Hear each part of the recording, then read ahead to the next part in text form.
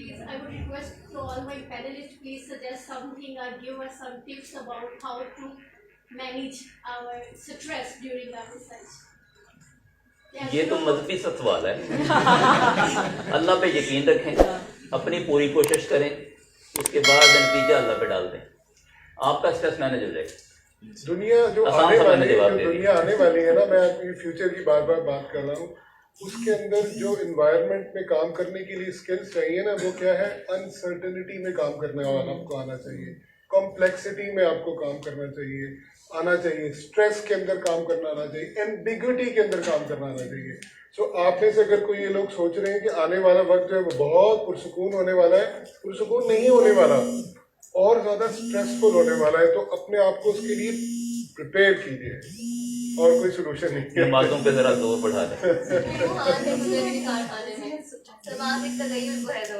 जी, मतलब अगर इस माशरे में रहना है और चलना है तो आपको तब्दीली तो चाहिए, वो वाली तब्दीली की बात नहीं मैं कर रही प्लीज।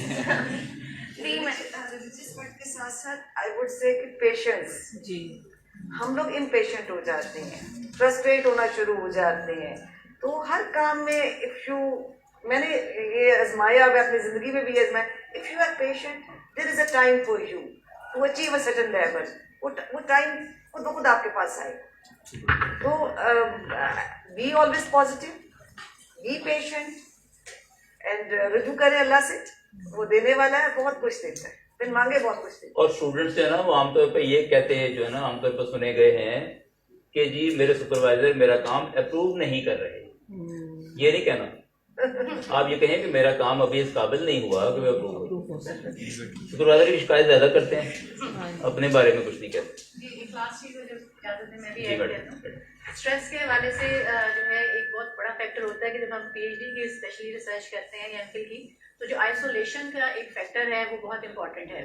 आप throughout your education system you are dependent on your class fellows, your group fellows, जहाँ पे आप अपने आइडियाज पेपर से पहले डिस्कस कर रहे होते हैं कि क्वेश्चन है, कैसे आंसर करना है, दिस एंड दैट। जब आप पीएचडी एमफिल की रिसर्च में आते हैं तो you are alone basically. Research जैसे ही एंटर होती है, कोर्स और खत्म हुआ, आप अब फारिग हैं, तो आपको अपना आइडिया किसी से शेयर करना भी है तो उसे बात उतनी समझ नहीं आएगी, but that needs to be incorporated in our culture.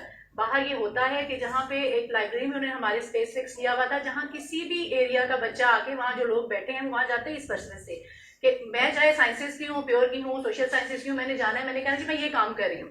अब उनको कोई चीज़ समझ आ रही है नहीं आ रही है, कोई बिल्कुल ऑड सा कमेंट दे रहा है, कोई प्रोडक्टिव कमेंट दे रहा है, तो ये जो अपनी नेटवर्क है यहाँ पे हम वैसे ग्रुप्स तो भी नहीं बना रहे हैं, अपना सपोर्ट नेटवर्क जरूर रखें।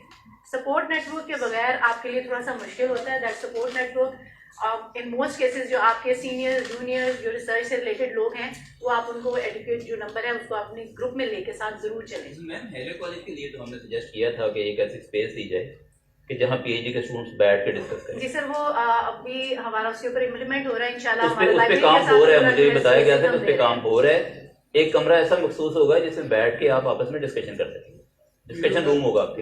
इसको वूका कहते हैं, VUCA,